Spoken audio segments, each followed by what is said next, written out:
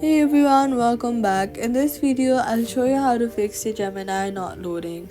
First, check your internet connection and then make sure it is working properly.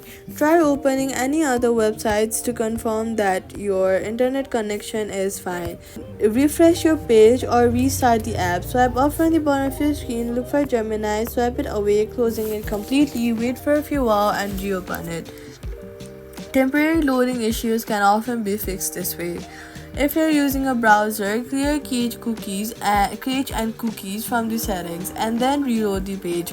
This helps remove broken data files. Try opening Gemini on a different browser or device to check if the problem is specific to your current setup. Disable browser extensions, especially ad blockers, as they can sometimes stop pages from loading correctly. If the problem continues, it may be due to heavy server traffic, so wait a few minutes and try again. That's how you fix the Gemini not loading. Subscribe for more simple and easy guides.